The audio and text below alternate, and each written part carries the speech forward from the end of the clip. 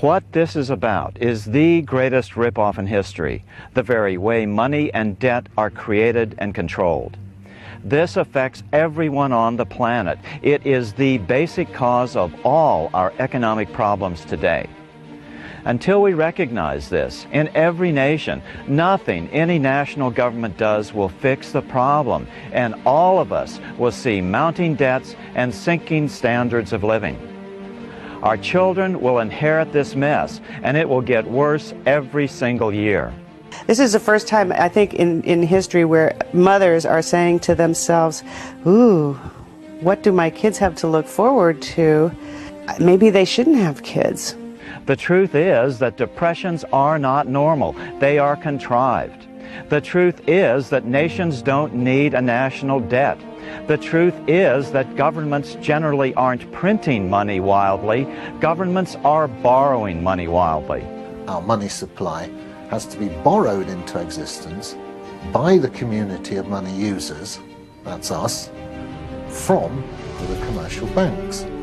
The bulk of money creation is made by banks. The banks decide when and how much money they are going to produce, so to say. The money supply is out of control, out of any control. When governments today, they borrow money from the banks, basically you are just enslaving the rest of the economy, the people. You need to create the money for the good of the people. It has to be a common good. The banks have usurped that prerogative of creating money. The problem is that we've given the power to create money to the banking sector, and we've let them use that power more or less unrestrained. The new money coming into the economy starts as debt created by the banks, and it's unsustainable. The way the system is going now, that either wittingly or otherwise, it is going to destroy Western civilization as we have known it for the last century. Interest on a loan is reaping where you do not sow. It's legalized theft. Legalized theft is what we now have with this monetary system. This is quite different from the past, when money was created by the government. There is no reason for governments to run the debt. It's a game of power, really. The normal American citizen is becoming poorer and poorer, and the world economy is collapsing. The good news is we can fix this. It won't take a war or a revolution. It only takes a simple understanding of the problem and its simple solution. The truth is that anyone can understand what's going on. This is not rocket science. The truth is that those who are making money off this ripoff want to keep you confused. Confused about the basic facts of what your money is and who creates it.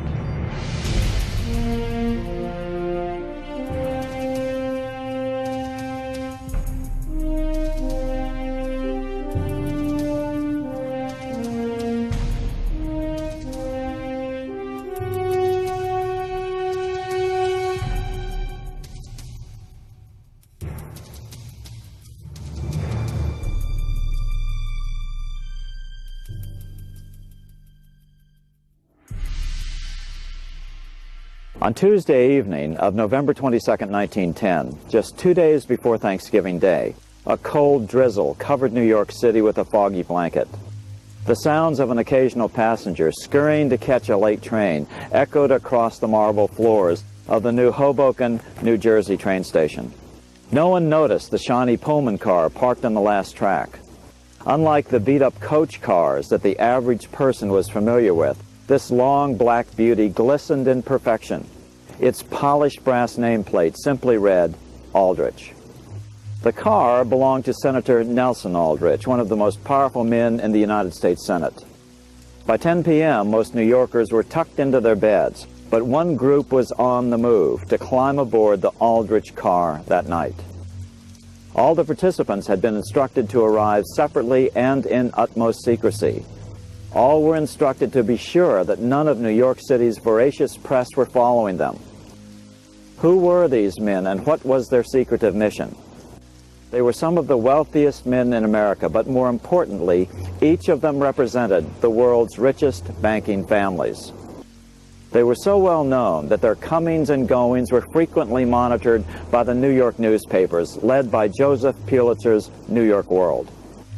If news got out that the representatives of the money trust had assembled, questions would be asked, conclusions drawn, conclusions that could spoil years of careful preparation. The papers knew that the money trust was behind the economic booms and busts that had ravaged America since the Civil War. The entire nation had been sent into an uproar with the latest one, the Great Bank Panic of 1907. The public was demanding a solution. Freedom-loving Americans were fighting back with the few effective tools they had. They were tired of a do-nothing Congress which could never seem to come up with effective legislation to protect the public interest, only the banking interests. So, their goal this night was to assemble in secret, to write legislation which would be introduced in Congress, supposedly to control them, the money trust, to fix the problems they had created. But a single whistleblower could lead to a disastrous outbreak of populism and a potential end to the most lucrative monopoly ever devised in human history: absolute control of the money supply of the fastest growing nation on earth. Their purpose was to maintain the fiction that America's banking panics were some sort of immutable cycle over which humans had no control. They called it the business cycle. Their solution, an omnipotent central bank, one which would pretend to operate in the public interest and under the public's control, but in reality would be a complete captive of the money trust. It was an audacious plan. The bankers had not dared to reconstruct a privately owned central bank in America since 1832, when President Jackson had labeled them a den of vipers and destroyed their last one, the second bank of the United States. There were 6 participants in the Aldrich car headed for Jekyll Island. 5 of the 6 represented the 3 great banking families: the Rothschilds, the Rockefellers, and the Morgans. The Jekyll Island Club did not have a large year-round population. The majority of the members arrived after Christmas and stayed through March. In other words, between Thanksgiving and Christmas, the place would be nearly deserted, with only a minimal staff of caretakers. It was the perfect place to meet in anonymity. The Aldrich Express pulled into the Brunswick, Georgia station at dinner time the next day, but a surprise awaited them. Reporters were waiting at the Brunswick, Georgia station. Mr. Davidson went out and talked to them. The reporters dispersed, and the secret of the strange journey was not divulged. Now let's take a look at these 3 great banking families to understand what they wanted. All 3 practiced extreme secrecy concerning their business activities. The Rothschilds are certainly the oldest of the big 3 banking families, and experts believe that they are the wealthiest. But estimates of the extent of their holdings are so shrouded in generations of secrecy that there are no reliable figures. We do know, however, that they have dominated European economics since the late 1700s. One of the greatest fortunes in history began in 1743 in Frankfurt, Germany, when a coin dealer named Amschel Bauer opened a counting house. He placed a sign over the door depicting a Roman eagle on a red shield. The shop became known as the Red Shield Firm, or in German, Rothschild. The Rothschilds were a Jewish family. Throughout Europe, Jews were forbidden by law from participating in most businesses or trades, so they naturally tended to provide for themselves through money lending and banking activities. Amschel taught his son, Mayer Rothschild, the secret of banking, leveraging, or multiplying money by a process known as fractional reserve lending. This practice continues to this day and is one of the 2 major causes of the world's economic problems. Mayer Rothschild soon learned that loaning money to governments and kings was more profitable than loaning to private individuals. Not only were the loans bigger, but they could be secured by the nation's taxes.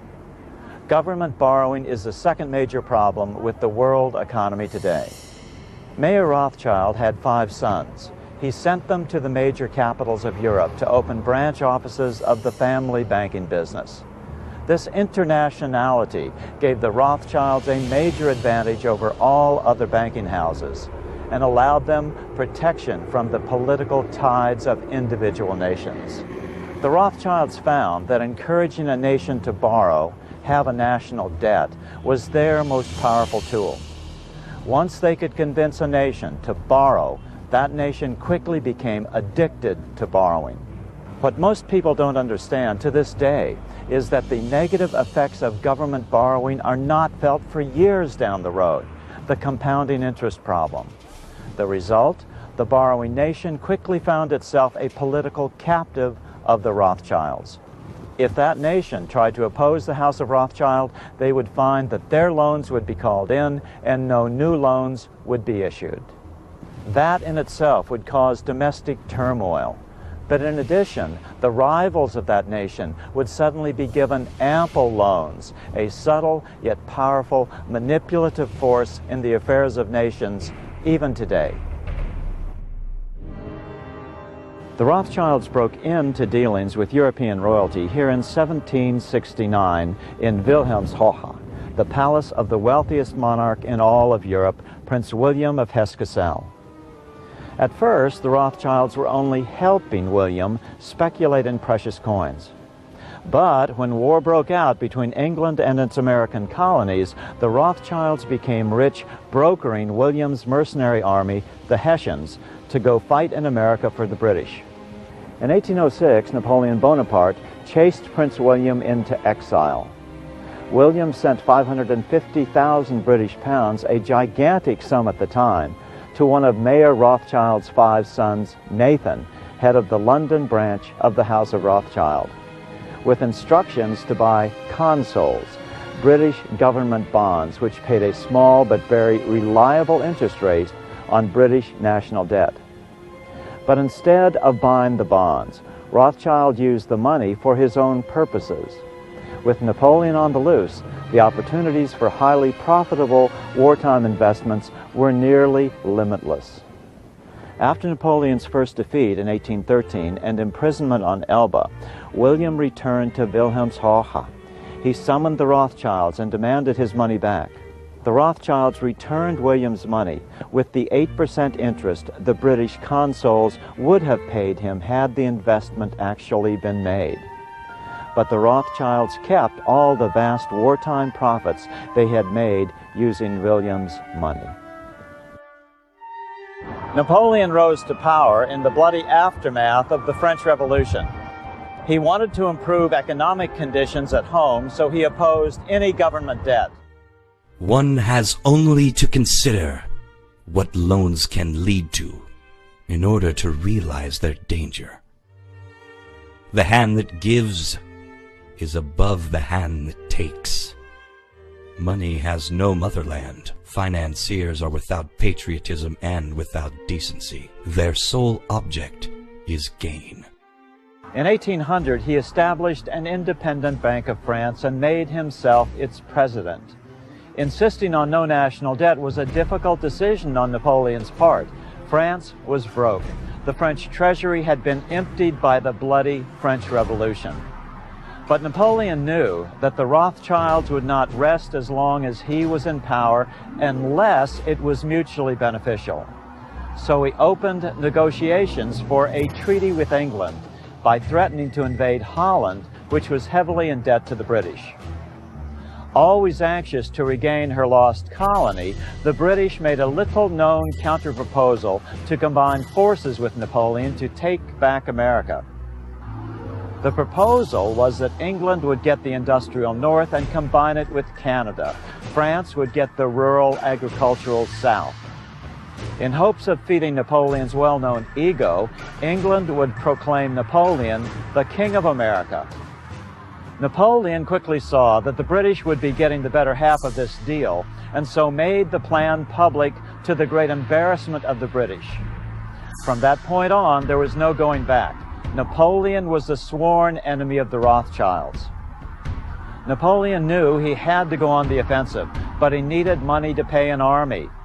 Then he came up with an audacious plan. On April 30, 1803, he sold the vast Louisiana territory to the Americans for less than 3 cents per acre, thereby raising more than $15 million in cash. A month later, England declared war on France, and Napoleon prepared to invade Britain, an invasion which would never occur. So off Napoleon went, conquering most of Europe with his military genius. He knew he had to install his own puppets in the Rothschild strongholds if he were to succeed. During the Napoleonic Wars, the Rothschilds developed a legendary network of spies and couriers to smuggle gold bullion around Europe to support Napoleon's defeat. The Rothschilds' red shield symbol on a courier's saddlebags meant unfettered passage through most national checkpoints. Napoleon's final battle began here at Waterloo, Belgium, in the summer of 1815. Here, 300,000 men met in battle, representing 7 different nations, led by Napoleon on the one side and the Duke of Wellington on the other. The Butte de Lyon you see behind me is a massive earthen mountain with the Lion of Belgium facing the west, looking towards France. Napoleon was no friend of the Rothschilds, but Nathan Rothschild was prepared to make money no matter which way the battle went. He alerted his covert network to bring him news of the battle before anyone else could obtain it, so that he might play the British stock market to his maximum advantage. Once the outcome of the battle was apparent, a Rothschild agent named Rothworth rode to the port of Ostende, arriving here after midnight. But the weather was stormy over the English Channel. Seas were running 30 feet or more. As a result, he had trouble hiring a boat to take him across. Finally, one owner of a small vessel said he would take him for £2,000. They arrived safely on the English coast about dawn, and Rothworth mounted a fresh horse and galloped for London. If Napoleon had been victorious, England, already deeply in debt to the Rothschilds, would be in even greater financial trouble than before. With her power and prestige damaged, the government would be unable to borrow more money through the sale of bonds, and the value of the outstanding bonds would plummet. British bonds, known as consols or gilts, would flood into the market before they became worthless. Nathan Rothschild got the news a full 24 hours ahead of Wellington's own courier. On the morning of June 21, Rothschild took his place back to a marble column on the market floor known as Rothschild's Column. Everyone knew that Rothschild was the largest investor in British consols.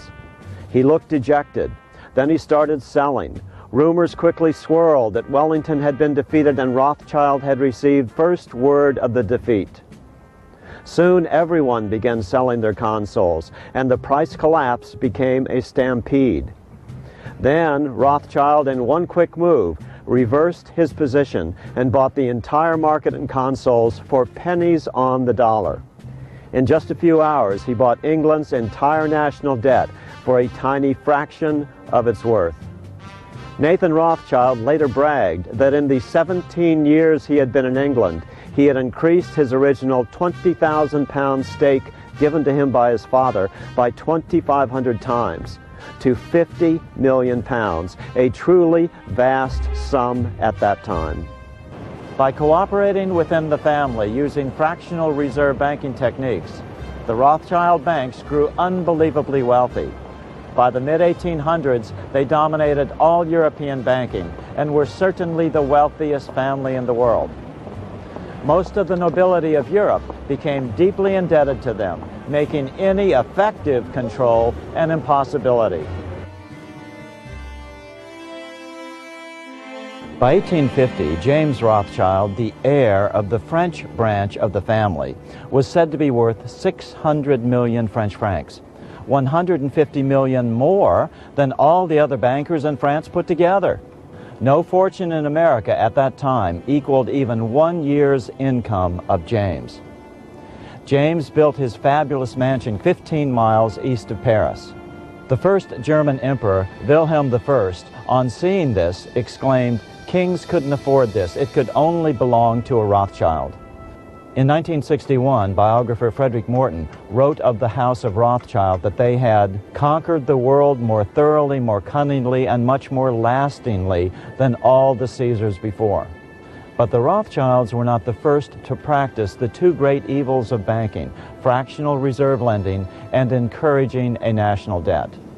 900 years ago, goldsmiths served as the first bankers in England because they had large, secure vaults where they stored their gold as well as the gold of others.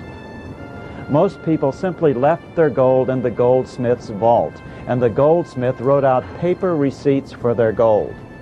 Soon, people started trading these receipts as money. However, the goldsmiths soon learned two very important ways to abuse their new system. First of all, they discovered that on average, only about 10% of the depositors actually wanted their gold back at any one time. So if they were dishonest, they could print 10 paper receipts for every 1 ounce of gold in their vault. Then they could lend these extra receipts out to people. What a scam! So if they were lending out at 6% per year, their profit wouldn't just be 6% per year, it would really be 10 times that, or 60% per year. In reality, this is called fractional reserve lending, but it was nothing but counterfeiting. But fractional reserve lending not only made the goldsmiths rich, it gave them control over the quantity of money in the entire economy. What good was that? By acting in concert with other goldsmiths, if they refused to lend out their gold receipts and call in their old loans, it caused a depression. The second thing the goldsmiths learned was that if they could get the king to borrow from them, then soon the king would become dependent on these loans being renewed time and time again. Once the king was dependent on new loans, the goldsmiths could make sure that no new laws would ever be passed which would harm their counterfeiting business, the most lucrative business in the history of humanity. Just think of it, a system where some people, because they have a special license to do it, can lend the same money 5, 10, 15, or 20 times to that many different people or companies or governments and collect interest on it from each one of them. Well, this is just grand larceny. Around 1100 AD, the son of William the Conqueror, Henry I, got tired of the goldsmiths owning everything and even controlling the political process by being in control of the quantity of money. So he created a totally unique form of money called tally sticks that eventually took the money power away from the goldsmiths. Tally sticks initially were a record of semi-annual tax payments. Notches of a certain size were cut into the stick to represent the amount. Then the stick was split lengthwise, and the king would keep one half as a receipt and a way to prevent counterfeiting. But since taxes were a necessity, tally sticks began circulating as a form of money because everyone needed them. They didn't replace gold coins. These have always been the money of the rich. But for the poor farmer, taking a pocketful of small tally sticks to market to buy and sell food was much easier than it was to take your cow and try to barter for the needed goods. It's not easy to make change with a cow. Having tally sticks as another form of money had the effect of keeping the English economy growing steadily for hundreds of years by keeping the money power out of the hands of the bankers, who always thrive off creating bubbles and busts, which they call the business cycle, as though it was somehow connected to the inalterable celestial motions of Uranus. Those who control the cycle can't be surprised by it. Time periods of boom of course help the insiders to make a lot of money, increase their power that way, but also a lot of people will then lose a lot of money once you turn the cycle. People have called it the business cycle because I guess that is easier for them to masquerade what is really going on than to tell the truth and say, well, it's really a credit cycle and the banks were creating too much credit and they created a bubble and the bubbles burst and now the pain goes to the people. In other words, economic turmoil always benefits the bankers, while economic stability benefits small businesses, the middle class, the nation as a whole, and freedom in general. some authors, anxious to claim that only gold has provided stability in the money supply, ignore this ability of the bankers to monopolize the supply of gold and thereby completely control the national economy. How? By either lending the receipts out liberally, flooding the market with their fake paper gold receipts, or hoarding it all so that there is no money in the system. These same authors have claimed that tallies weren't a real money system because they were only used for very large transactions. But that's just not the case. According to the world's leading authority on tally sticks, John Keyworth, curator of the Bank of England Museum, the man in charge of Britain's remaining tally stick collection. In the Middle Ages, the average size was reckoned to be the length from the tip of his thumb to the tip of his forefinger, quite short.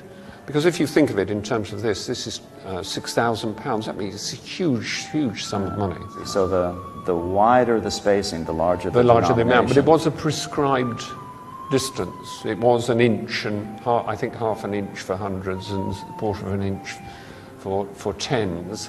And then it became little lines drawn across with a saw.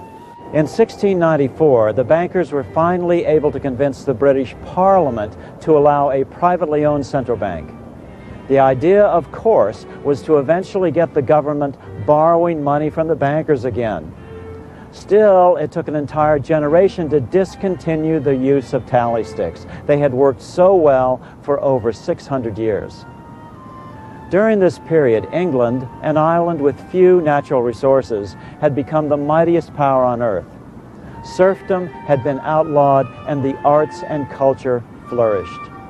But tally sticks got their revenge. They were stored in the basement of the Parliament building, known as Westminster, for many years. The bankers, now firmly in control of the English economy, did not want any remnant of this successful debt-free money system to remain in the public memory. So in 1834, they ordered all the tallies to be secretly burned in a large basement coal stove that heated the building.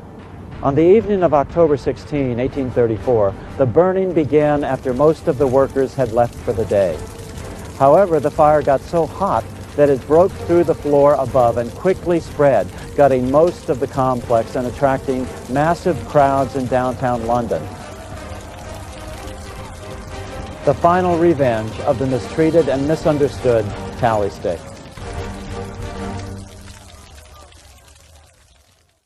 Within 75 years of the founding of the Bank of England, the interest payments on England's national debt consumed the majority of its budget.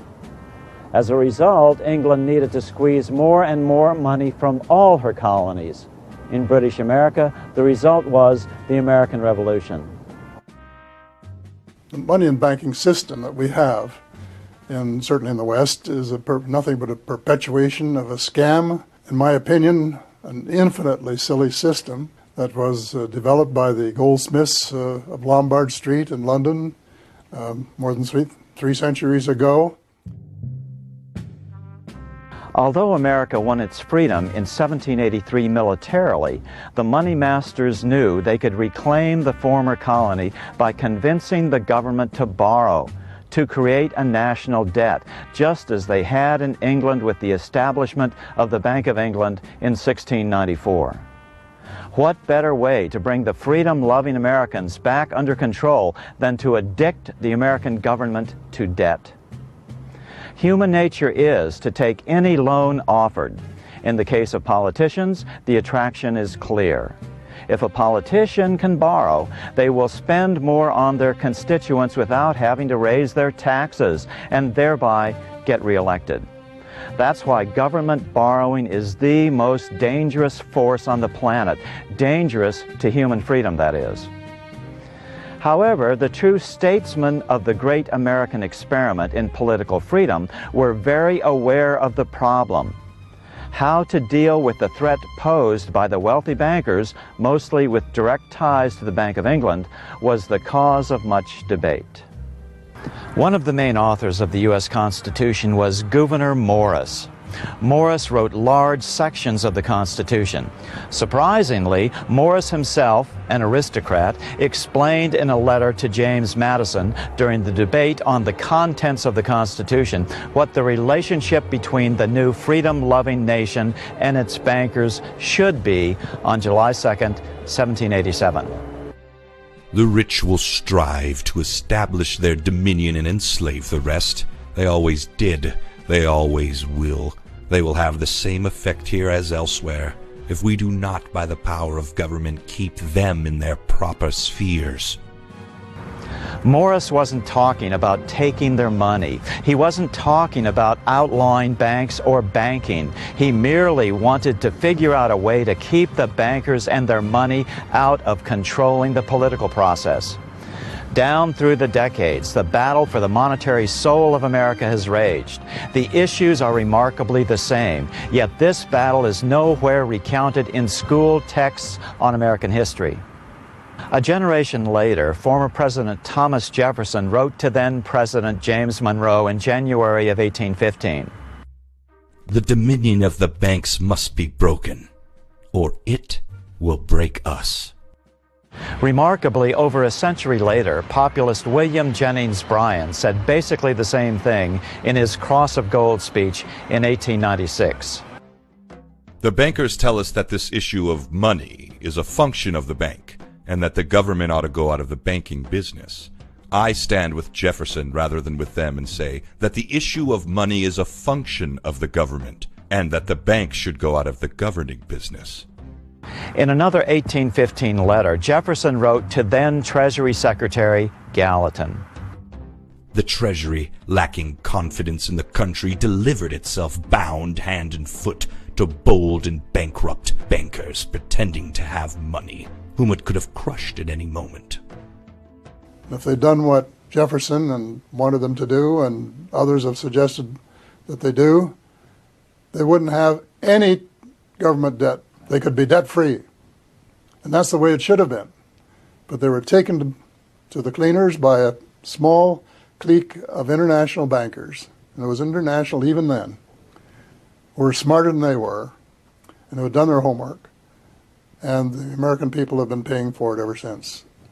Whenever the banking sector, particularly the large banks, have gained control of the money supply, then we always have had crises. We always have had inflation, asset inflation, financial crisis, banking crisis, systemic crisis, and that's the truth.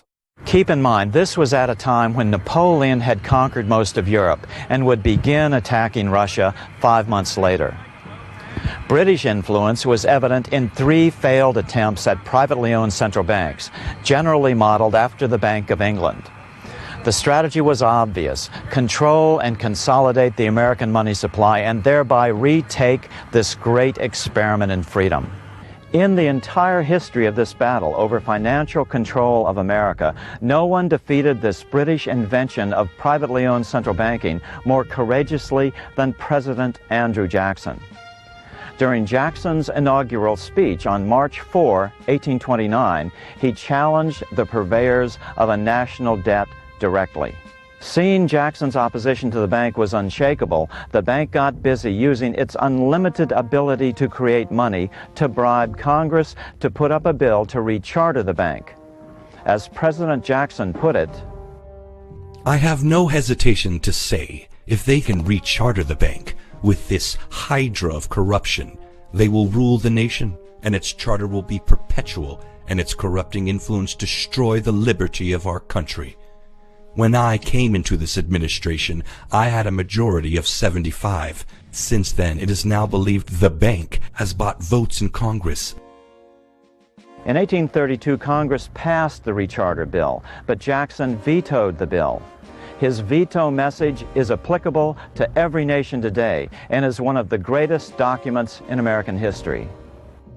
It appears that more than a fourth part of the stock is held by foreigners, and the residue is held by a few hundred of our own citizens, chiefly of the richest class.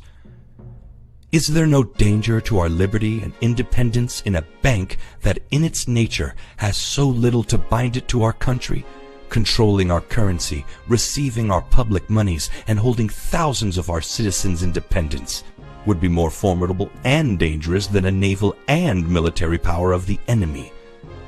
If government would confine itself to equal protection and, as heaven does its rains, shower its favor alike on the high and the low, the rich and the poor, it would be an unqualified blessing. In the act before me there seems to be a wide and unnecessary departure from these just principles. Later that year, the bank's supporters in Congress were unable to override Jackson's veto, but Jackson knew that the battle was not over. And he was right. The battle with the bank raged on for another 2 years and included an attempt to break apart the United States by causing a civil war between North and South. Remember, just 25 years earlier, Napoleon had turned down a British proposal to divide America between the industrial North and the rural South. The hydra of corruption is only scotched, not dead. Late in 1832, South Carolina threatened to secede from the Union, supposedly due to a tariff bill passed by Congress. The bill raised the price of certain English manufactured items the Southern planters needed. The idea was to stimulate internal production and reduce outflows of money to England. Although Jackson actually sympathized with South Carolina on the tariff issue, he knew that sinister forces in Britain were at work to undercut the rising economic power of the United States. Jackson threatened to send troops and warships to surround the port of Charleston, South Carolina, to forcibly collect the tariff, and warned, "The Constitution forms a government, not a league.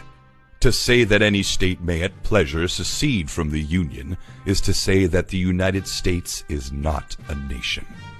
After bringing the nation to the brink of civil war, a compromise was reached on March 1st, 1833. 2 months later, Jackson accurately predicted that civil war was yet to come, and even predicted the justification. The tariff was only the pretext, and disunion and Southern Confederacy the real object. Jackson returned to the bank problem in the autumn of 1833. Jackson ordered his Secretary of Treasury to withdraw U.S. government deposits from the second bank, but he refused, so Jackson fired him. He then appointed a new Secretary of Treasury, but he refused as well. Finally, Jackson appointed Roger B. Taney to the office, and on October 1st, 1833, government funds began moving out of the second bank of the U.S. and into the decentralized state banks. Jackson was jubilant. "I have it chained. I am ready with screws to draw every tooth, and then the stumps." Writing in 1834, Jackson explained that there were only two choices in the basic forms of governance: a republic where power is maximally decentralized, or a plutocracy where it is maximally centralized. It is not in a splendid government supported by powerful monopolies and aristocratic establishments that they will find happiness or their liberties protected, but in a plain system, void of pomp, protecting all and granting favors to none. It is such a government that the genius of our people requires, one under which our states may remain for ages to come, united, prosperous, and free. By 1835, Jackson was able to pay off the last of the bonds, thereby completely eliminating the American national debt, the only president to do so. 3 weeks later, an assassin by the name of Richard Lawrence, an unemployed house painter from England, fired 2 flintlock pistols at Jackson at close range as he was leaving the capital. The pistols, however, misfired. It was the first ever attempt to kill a sitting president.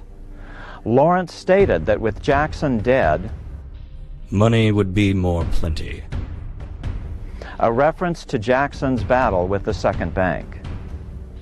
After his release from prison, Lawrence boasted to friends that powerful people in the banking industry had engaged him for the assassination and promised to protect him if he were caught. After the assassination attempt, Lawrence's pistols were tested and retested and performed perfectly each time. This led many to see Jackson's survival as an act of divine providence, protecting both he and his rapidly expanding new nation. As government money flowed into state banks, the economy boomed as these state banks, practicing fractional reserve lending, created money by issuing loans with few restrictions. By 1836, in an attempt to check the speculative bubble in land sales this wild money creation caused, Jackson required that buyers of government lands pay only in gold and silver coin. This return to hard money caused a financial collapse called the Panic of 1837, which brought on a deep depression, just as a return to gold money always had in the past. Jackson had unwittingly given the bankers back their centralized control over money by reinstituting a gold money system. What Jackson should have done was a return to debt-free, government-issued money that had served America so well during the Revolution and the pre-revolutionary period. But Jackson had just spent all 8 years of his presidency killing a centralized, privately owned bank, so he was in no mood to centralize the money power again, even under government control. However, Jackson knew that giving the money power to the bankers was the wrong idea. If Congress has the right under the Constitution to issue paper money, it was given them to be used by themselves, not to be delegated to individuals or corporations. It would take another 50 years for this question to be settled by the Supreme Court unequivocally in a series of decisions culminating in 1884. Today, even the most ardent gold money supporter, Professor Murray Rothbard, has admitted defeat. From then on, paper money would be held consonant with the U.S. Constitution. At the end of his presidency, President Jackson again predicted the Civil War was still coming. In his farewell address on March 4, 1837, he urged, "Has the warning voice of Washington been forgotten? Or have designs already been formed to sever the Union? This great and glorious republic would soon be broken into a multitude of petty states, without commerce, without credit, jealous of one another, armed for mutual aggression, loaded with taxes to pay armies and leaders, seeking aid against each other from foreign powers, insulted and trampled upon by the nations of Europe, until harassed with conflicts and humbled and debased in spirit, they would be ready to submit to the absolute dominion of any military adventurer and to surrender their liberty for the sake of repose." When Jackson left office in 1837, America was without debt. But what Jackson failed to do was install a permanent remedy to government borrowing and unlimited money creation by private banks. Jackson had left America on the gold money system. This automatically leaves the control over the quantity of a nation's money to who? The owners of gold, the largest banks, both domestically and, most importantly, internationally. After Jackson left office, the bankers could easily deepen the depression by withdrawing their loans from the general public and sharply contracting the money supply. Yes, gold was the currency of the day, but currency is just a small portion of a national money supply. Loans by banks are a much larger portion of a nation's money supply. So despite Jackson's hard money system, the banks were able to plunge America into a deep depression from 1837 into the 1840s. That's why the 1840s became known as the Hungry 40s. Money was so scarce that even state governments began defaulting on their state bonds, sold to Europeans by bond dealers in London. Maryland, Pennsylvania, Mississippi, Indiana, Arkansas, and Michigan, as well as the Florida Territory, all defaulted. In fact, Mississippi today is still in default from these bonds floated in the 1830s. Although Jackson had paid off the national debt on a gold money system, the Depression forced the next president, Martin Van Buren, to immediately begin borrowing again.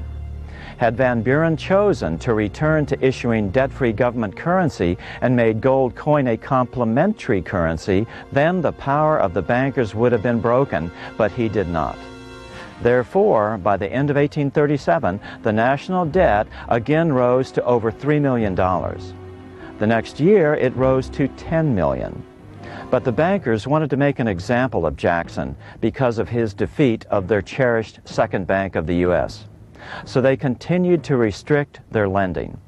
In 1842, in order to end the Depression, Treasury officials visited James Rothschild at his mansion outside Paris, Chateau Ferrier, seeking a loan for the United States. Rothschild, incensed by the defeat of the Second Bank, thundered, "Tell your colleagues that you have seen the man who is at the head of the finances of Europe, and that he has told you that they cannot borrow a dollar. Not a dollar." By the end of 1842, the U.S. national debt had doubled again to $20 million. 7 years later, at the end of 1849, it had tripled to $63 million. 12 years later, in 1861, the bankers mounted another plan to divide the United States north and south by a civil war, one which had been predicted accurately by Jackson 24 years earlier.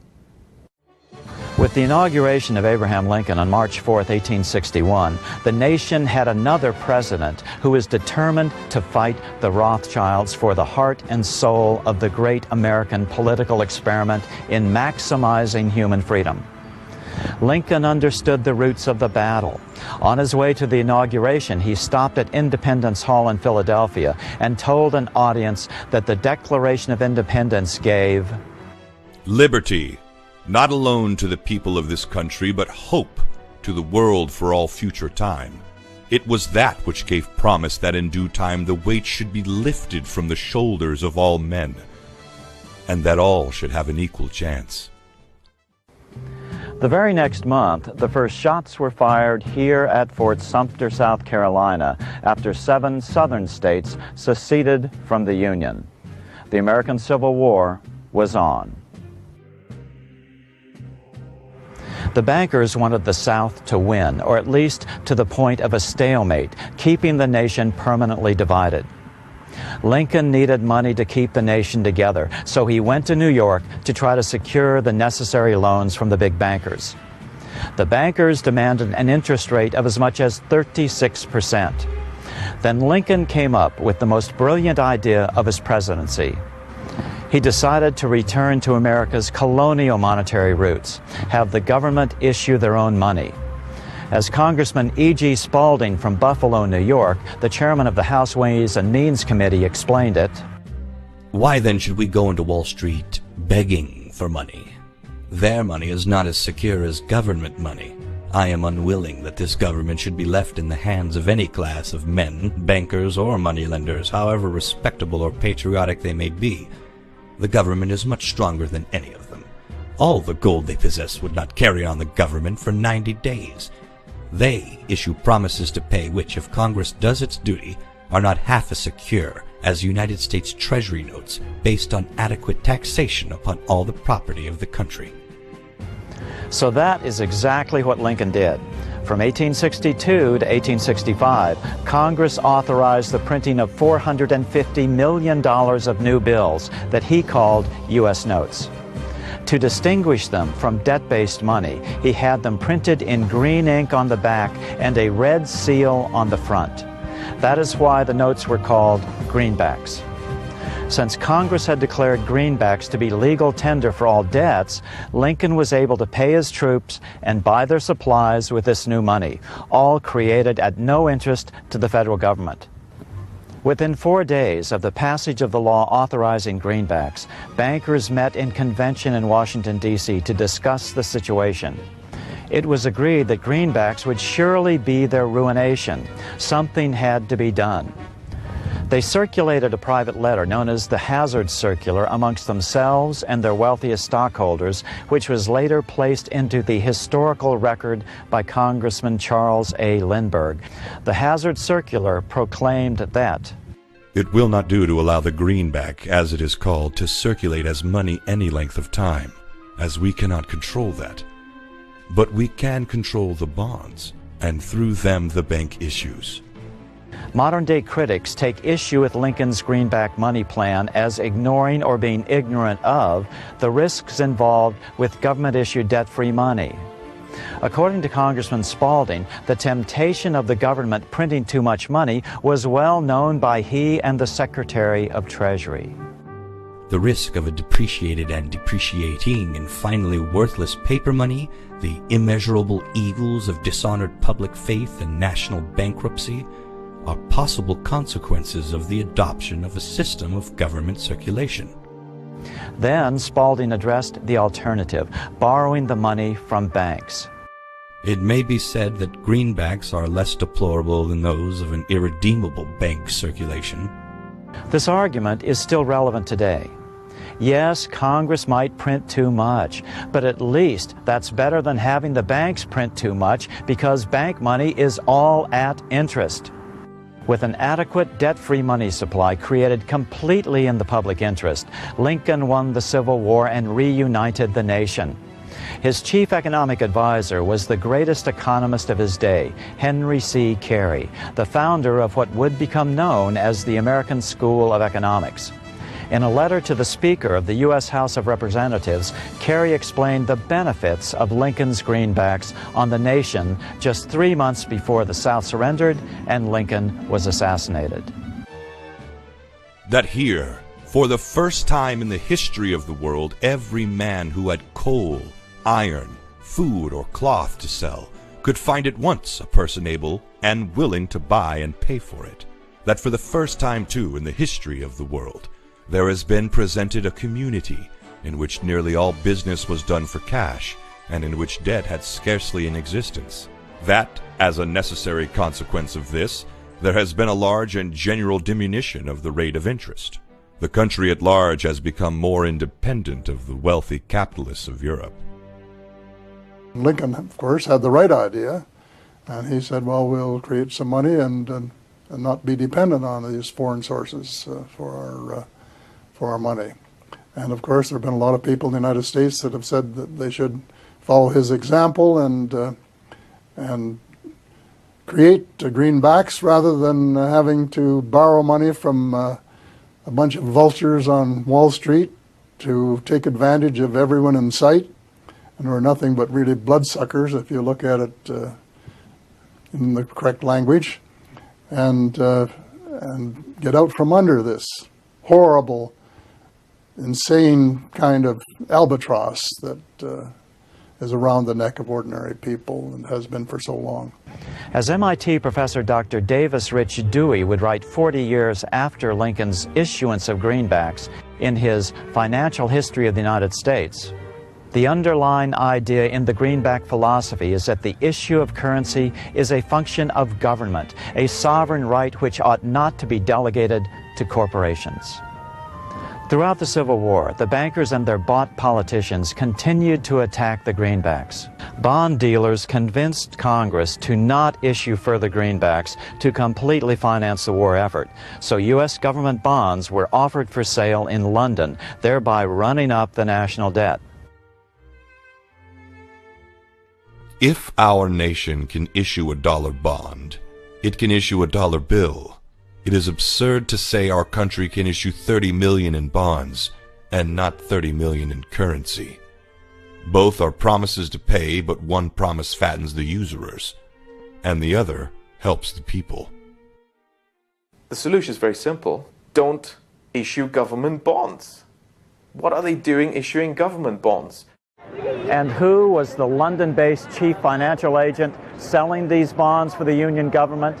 None other than Junius Morgan in London and his 24-year-old son, budding financier J.P. Morgan, known in the family as Pierpont. The young Pierpont was already a significant wheeler dealer. In the summer of 1861, in the wake of the Union defeat at Fort Sumter in April, the ill-prepared Union Army urgently needed guns. Pierpont financed a deal which bought 5,000 obsolete carbine rifles from an Army warehouse for $3.50 apiece, then had them upgraded and then sold them back to the Army for $22 each. 2 years later, in the summer of 1863, Pierpont Morgan, facing conscription to fight in the Union Army, paid a substitute $300 to take his place in war. Pierpont's income was rising quickly with the many investment opportunities available during wartime. His share of the net profits of J.P. Morgan and Company rose from $30,000 in 1862 to $58,000 in 1863. A notation in the firm's books showed he spent $300 on cigars in 1863 alone, exactly the cost of that substitute soldier. Late in 1863, he and Edward Ketchum began quietly buying gold. By mid-October, they dumped over $1 million of gold suddenly on the London market, creating a temporary gold shortage in New York.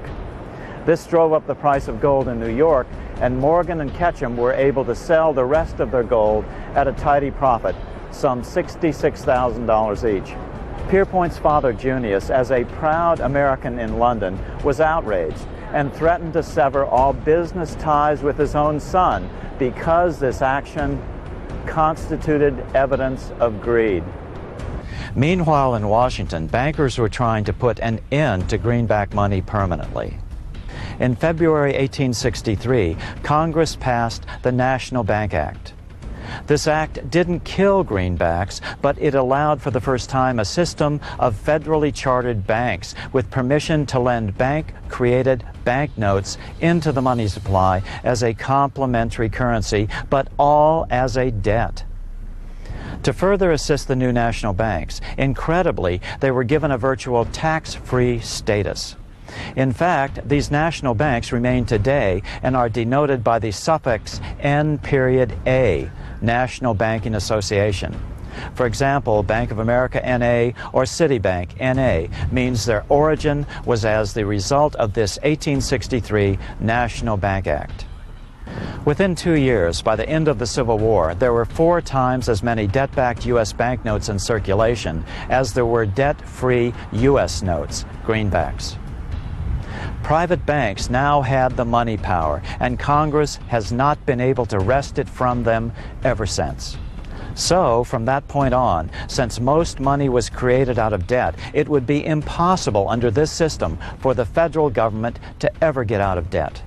As historian John Kenneth Galbraith put it, in numerous years following the war, the federal government ran a heavy surplus. It could not, however, pay off its debt, retire its securities, because to do so meant there would be no bonds to back the national bank notes.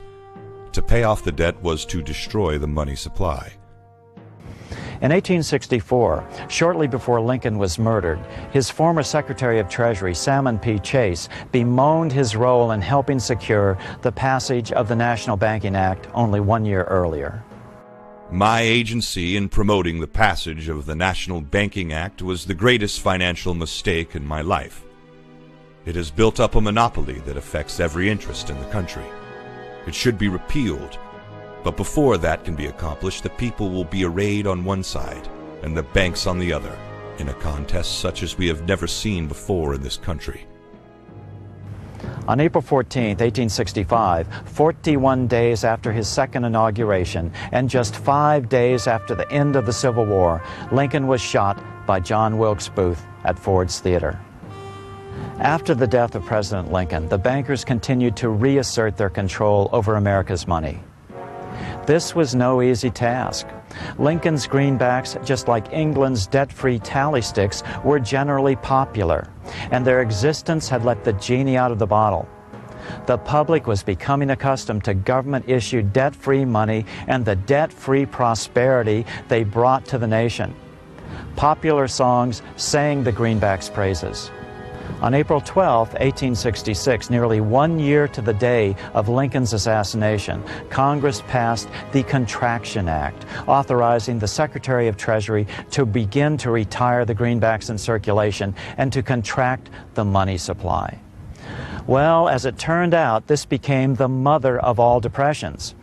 In 1866, there was $1.8 billion in currency in circulation in the United States, about $50.46 per capita. In 1867 alone, $500 million was removed from the U.S. money supply. But that wasn't enough.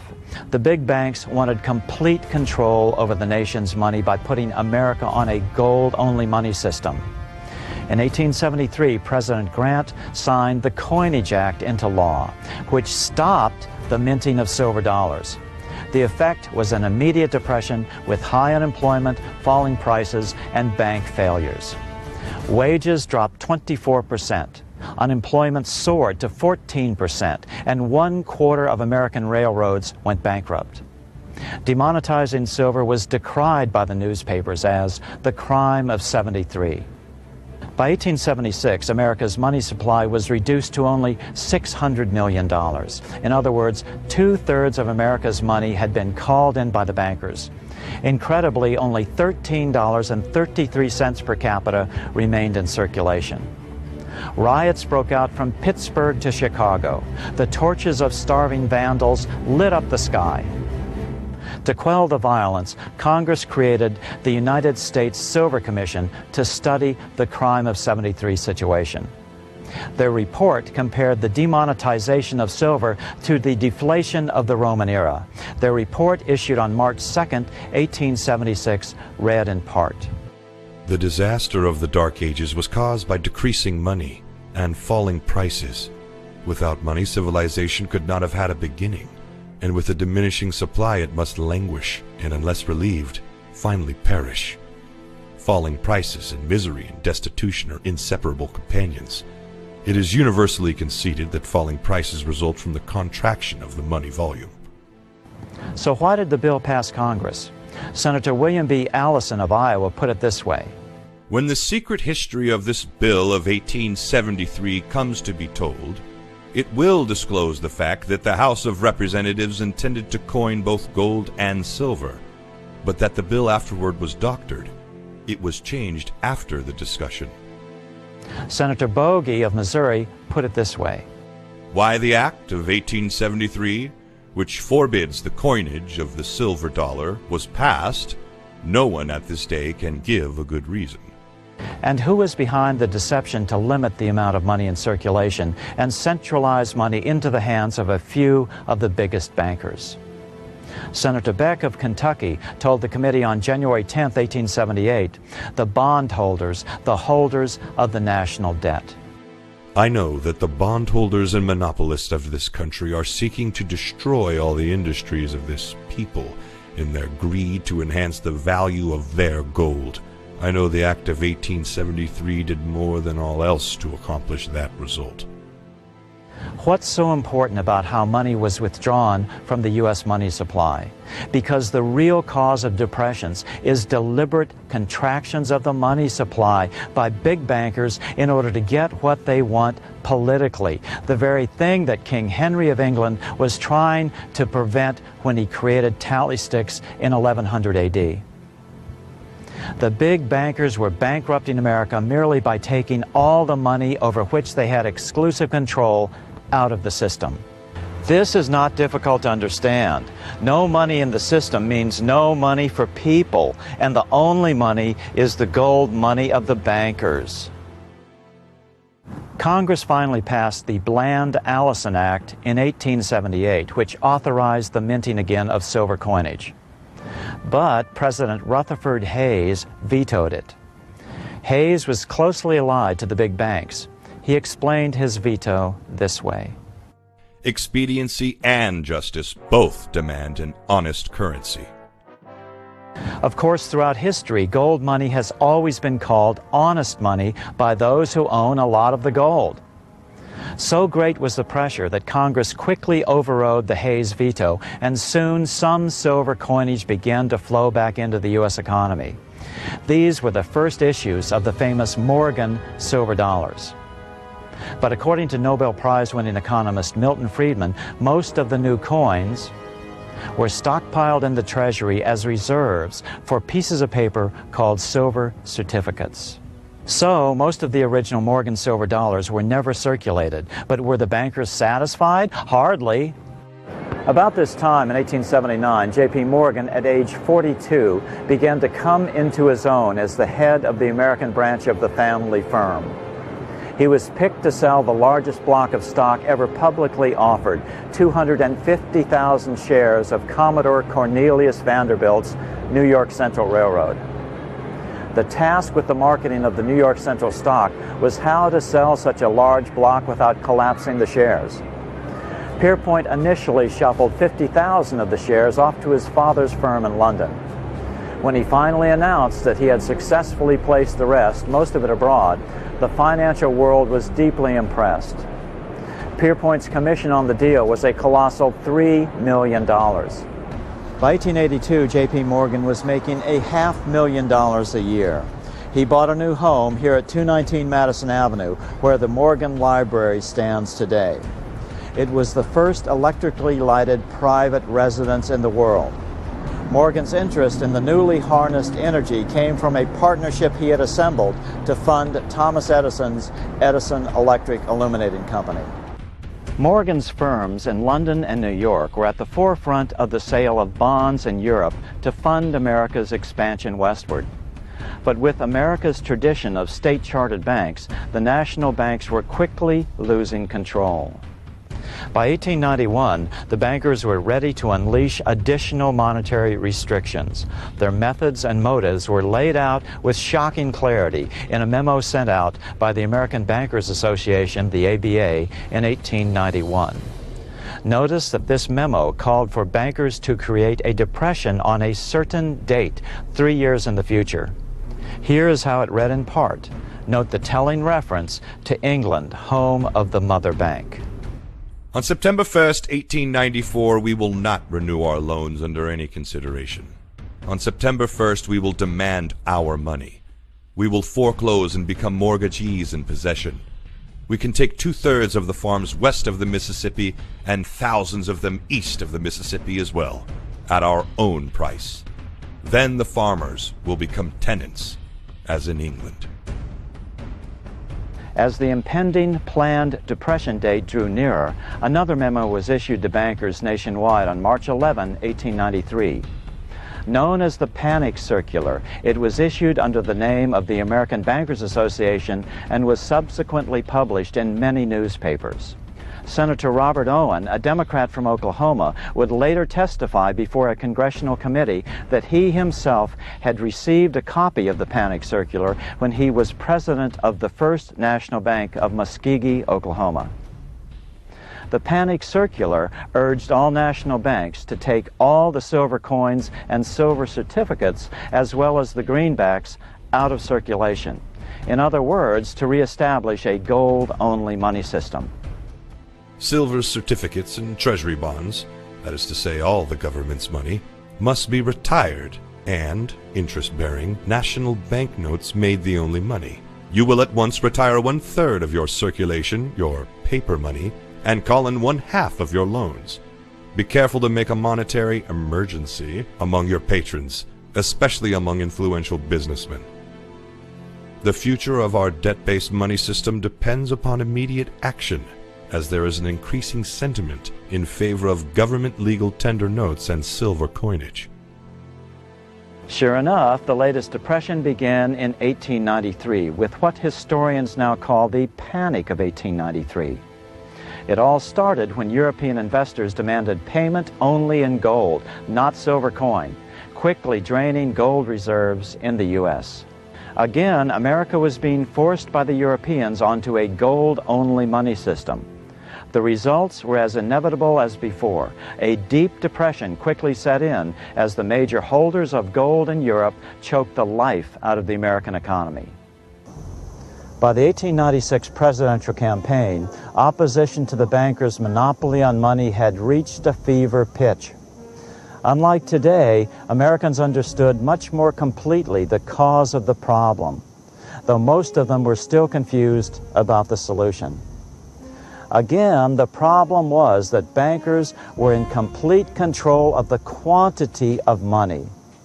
The best solution would have been twofold: to outlaw government borrowing, as President Jackson had done, and to ban fractional reserve lending. and issue enough greenbacks to fully lubricate the American monetary system without debt and entirely in the public interest. A greenback party had developed and run congressional candidates as well as presidential candidates in 1876, 1880, and 1884, but never won more than 3.3% of the vote. So when a virtually unknown congressman from Nebraska, William Jennings Bryan, burst upon the scene campaigning on reversing the crime of '73 by legalizing the minting of silver dollars freely once again, he was swept into the nomination to run as the presidential candidate of the Democratic Party. At the Democratic National Convention in Chicago in 1896, Bryan made an emotional speech entitled "Crown of Thorns and Cross of Gold." Bryan's speech was so powerful that it propelled him from relative obscurity to the presidential nomination on the 5th ballot at the tender age of 36. Bryan explained why monetary reform was and will always be the most important issue in the politics of every nation. When we have restored the money of the Constitution, all other necessary reforms will be possible. And until that is done, there is no reform that can be accomplished. Amazingly, years later, Thomas Edison captured Bryan's actual voice. Bryan concluded his speech with its namesake line, obliterating for all time the notion that a gold money system promoted freedom for the middle class. Although the recording does not capture the power of the original moment, it does allow us to hear Bryan's voice. They will search the pages of history in vain to find a single instance where the common people of any land have ever declared themselves in favor of the gold standard. They can find where the holders of fixed investments have declared for a gold standard, but not where the masses have. If they dare to come out in the open field and defend the gold standard as a good thing, we will fight them to the uttermost. We will answer their demand for a gold standard by saying to them, "You shall not press down upon the brow of labor this crown of thorns. You shall not crucify mankind upon a cross of gold."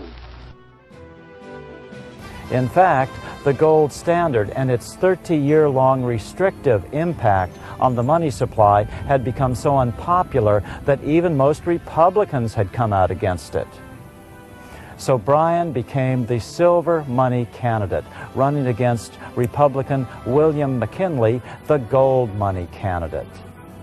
Remember, silver wasn't the perfect solution, but the average person was so desperate for some sort of cash money to spend that they flocked to the Bryan campaign. So Bryan's silver solution in that day and age was the equivalent of an effective complementary currency in the present day. Bryan scared the financial community, who painted him as a communist. The day after Bryan's nomination, 150 members of the New York Stock Exchange, waving American flags, marched to the rostrum of the Chicago Democratic Convention and put on McKinley buttons and shouted, "Down with the red flag, up with the stars and stripes." Just a year earlier, J.P. Morgan had made his feelings on a gold money system clear in a letter to his brother. As a man of sense, I am a gold bug, and support a gold bug government and gold bug society. As a man of the world, I like confusion, anarchy, and war.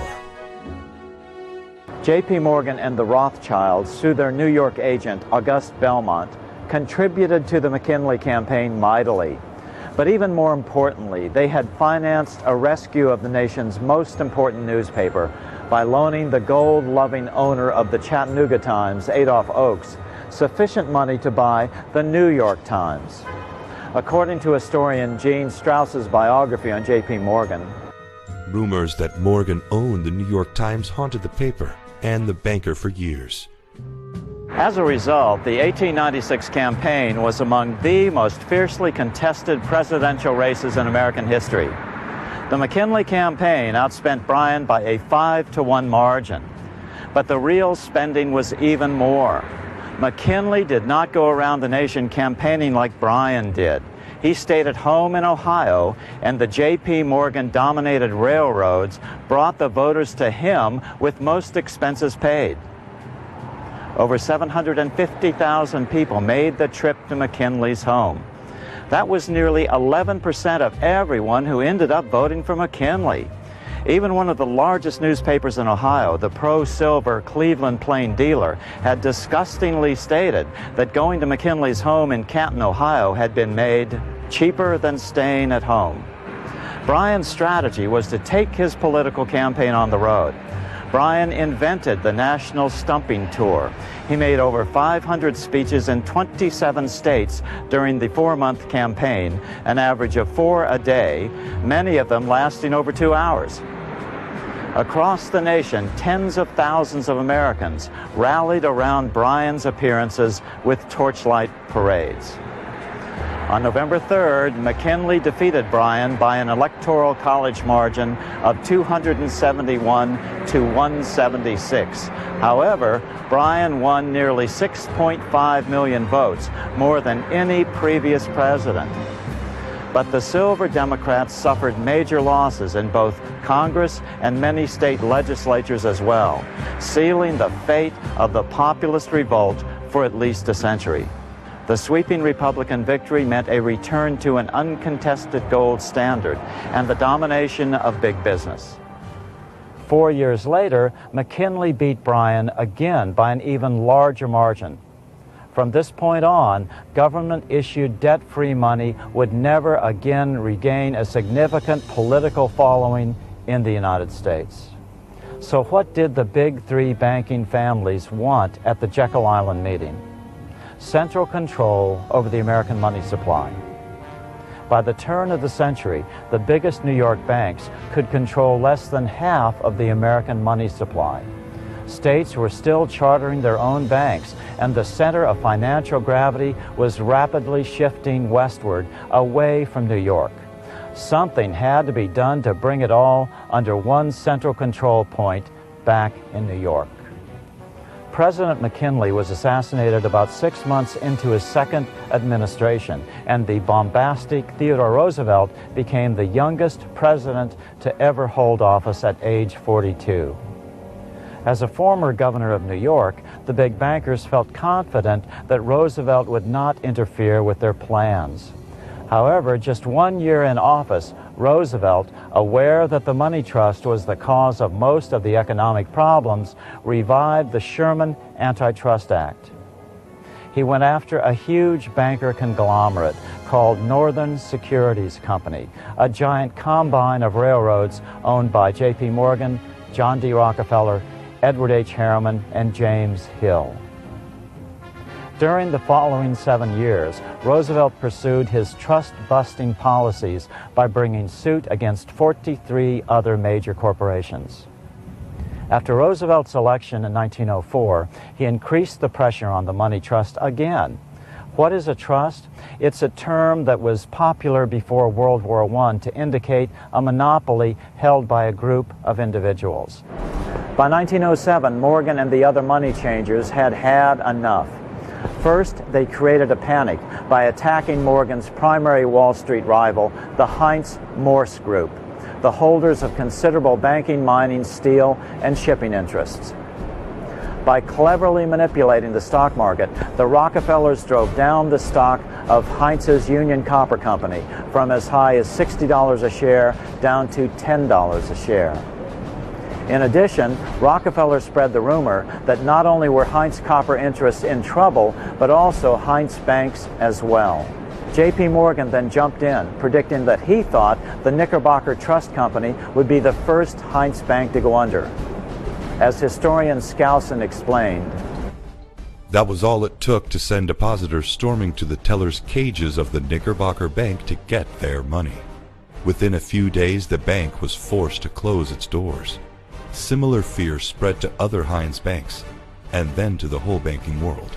The crash was on. Morgan interests called loans and refused to grant new ones. Before long, the panic had engulfed America. Thousands of banks were vastly overextended, some having maintained less than 1% reserves. The weaker banks went under first, closing their doors to depositors.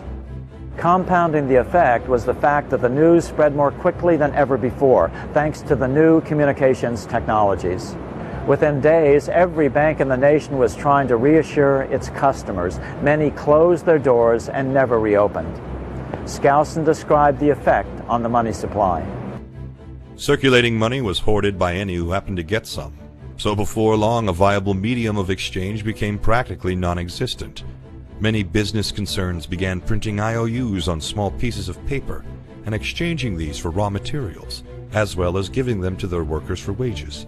These tokens passed around as a temporary medium of exchange. Now, the American people were really angry. 40 years on the financial roller coaster had worn thin. Americans desperately wanted safe banks that they could entrust with their money. They wanted a stable financial system, and it seemed like Morgan was providing just the opposite. At this critical moment, J.P. Morgan staged a brilliant public relations coup with a very profitable solution. He offered to salvage the last Heinz Bank, the trust company of America, if it would sell him their valuable Tennessee Coal and Iron Company for a small fraction of its real value. Although the proposal violated U.S. antitrust laws, the country was so desperate that the deal was still approved by Washington. Morgan then convinced Congress to allow him to circulate $200 million of his own private money. Of course, this token money would be issued by Morgan banks. Morgan said this flow of new money might be just the thing to get the economy moving again. So the plan was approved. Morgan printed $200 million out of literally nothing. He bought things with the new funny money, paid for services with it, and sent it to his branch banks to lend out at interest. It worked. Soon the public had regained confidence in money in general and quit hoarding their currency. By 1908, the panic was over, and Morgan was seen as a hero for saving the nation from a crisis he had not only created but also profited from. As incredible as it may seem, the president of Princeton University, Woodrow Wilson, actually applauded Morgan's efforts. All this trouble, the 1907 Depression, could be averted if we appointed a committee of 6 or 7 public-spirited men like J.P. Morgan to handle the affairs of our country.